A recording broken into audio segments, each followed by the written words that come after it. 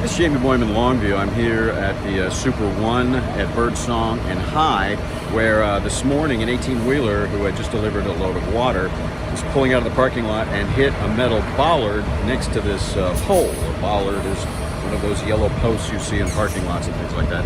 And when it was knocked over, it uprooted some of the wiring coming off of this pole, which was powering Super 1 Foods. So Super 1 Foods was without power.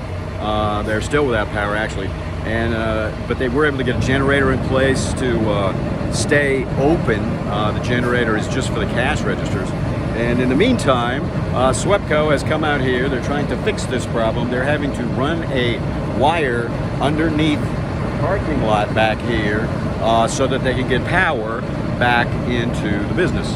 Well, also at the same time, they have brought in, Brookshire's, who owns Super 1, has brought in a large generator over here, which they're trying to get hooked up. Now, they didn't have an interface to just plug in a large generator like this, so they have an electric company out here working to get this going. Right now, at this point, they've done a lot of the wiring here, because it's not just one cord when you need to power a bunch of coolers and a whole store, a whole grocery store. They have to have a lot of power, thus the very large generator, which is actually like an 18-wheeler trailer. And they're working on that, trying to get the interface going. And then in the meantime, SWEPCO is over here, and it looks like at this point they have a rope going down under the parking lot that is going to be attached to a new wire so that they can pull that back through and then get this hooked up and get power back to the whole store. So it's almost kind of developed into a race, really. I mean, I'm the one that's calling it that, nobody else.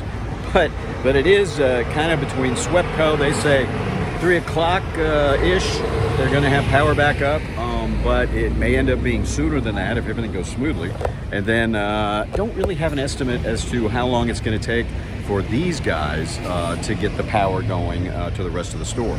But either way, apparently this work needs to be done to this Super 1. They need to have this interface set up so when something like this happens, they can just plug in a large generator and get the store powered up.